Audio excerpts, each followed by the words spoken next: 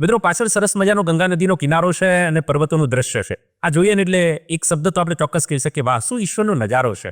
આવું જ કામ ઘણીવાર વ્યક્તિ પણ પોતાના જીવનમાં કરતી હોય છે. આપણને ચોક્કસ કહેવાનું મન થાય, વાહ શું કામ કર્યું છે. અને એવું જ એક કામ અદાણી સિમેન્ટ અને એમના એસોસિએટ પીએસપી પ્રોજેક્ટની સાથે મળીને હમણાં જ અમદાવાદની બાજુમાં જગતજનનીમાં ઉમિયાના મંદિરના નિર્માણ માટે કર્યું છે. તમને જાણીને નવાઈ લાગશે કે આ વિશ્વનું સૌથી મોટું પહેલું એવું કામ છે જેને આપણે કહી શકીએ કે ધાર્મિક રાફનું કાસ્ટિંગ સતત 72 કલાક સુધી ચાલી. આખી ટીમ 72 કલાક સુધી કામ કર્યું. 3600 ટન સિમેન્ટનું કામ થયું અને આ વિશ્વનો પહેલો દાખલો બન્યો છે. અને એટલા માટે તો ગોલ્ડન બુક ઓફ વર્લ્ડ રેકોર્ડની અંદર સ્થાન પણ પ્રાપ્ત કર્યું છે. ગુજરાતી તરીકે ગર્વ તો આપણે ચોક્કસ કરી શકીએ, પણ અહીં બે વાતનો સમન્વય ચોક્કસ થયો છે.